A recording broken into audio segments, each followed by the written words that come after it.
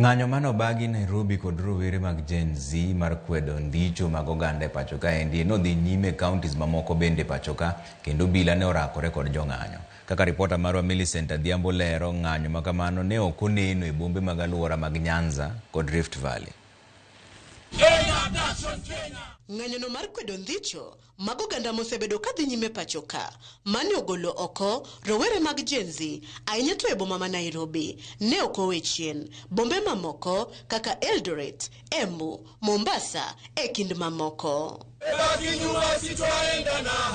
Ka e boma ma Eldoret, ng'anyo ne oduogo rumo apoya nono bang' ka obila donjo kendo rakore gi jong'anyo ka gimayo gi andika magi makwedo weche ndicho ka achiel kuomgi moyangi kaka Ruben Kigame ne ondhi. E boma ma Embu, obila bende ne orocho ng'anyo mar kwedo ndicho mag oganda pacho ka kuma ne gidiro iro malungo wang' mokeyo jong'anyo.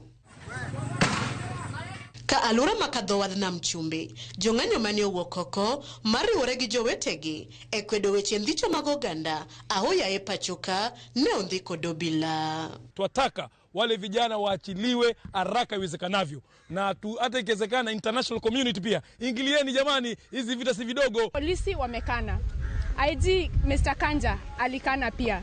President amesema ataacha. Hii maneno ya ata hatutaki, tunataka ya ame. We are going to do citizen arrest on any abductor. We shall abduct the abductors na tuwapeleke katika police station. Komachielo, bombe malura mar Nyanza kod Rift Valley kaka Kisumu, Siaya, Migori, Homa Bay, Kisii kod Narok ng'anyo ne ok odhi nyime. Moko kuom rowere mag Gen Z mawuok Kisumu ojiwo rowere mondo wetiyo gi mbui marach e loso piche mag jotelo e yo ma ok owinjore e kindeno bende gikwedo teko mathoth ma obila tiyo godo kuom jong'anyo.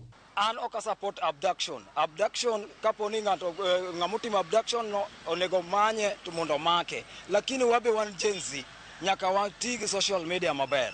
Kaka last kijana manyo mak Nairobi Ngong. Picha manyo keto mar President Ruto kanie sanduku ok ber. Polisi ne odog chien ong'eni ya joge doro right gi. Oweti gi police barach. Polisi nyaka ng'eni magi people. Odog chien to ka tek wabro wuok koro jite. Piny rach, dhano denye seriously. Jokende ratich oganda ma Kisumu bende oseo sirikal e wi tim matiyo kod teko mathoth kuom jokenya mang'anyo ka gidwaro mondo od bura mamalo oluong twak makende mar loso e wi midhiero no. Conflict resolution wacho ni the absence of war does not mean there is peace. Wacha achiel emane rowere gi wuok oko ka wacho ni joko momaki mantie mapod ngima mondo gol to ka ok nyal gol to tergi e court. Koro ok en wach mawendo mami makone jogi nikech ji osewache, joma osewache to dak osemaki. Issue mar abduction koro osebedo national disaster. Parliament obed recalled, watiek tarik 1 kiny to parliament obed recalled mondo wach mar abduction ni owache bunge motegno mondo jok moyudi ni timo gigi omaki. E boma ma Narok, kata obedo ni ok gisir weche ndicho mag oganda, kwe makende mane oneno kono e kinde mane rowere mag Gen Z to ne obago ng'anyo mar kwedo wachno e boma ma Nairobi. Mimi nataka kama maandamano iendelee zaidi. Hata huku ni venye tu hawajatokea, mimi ningekuwa mmoja wao.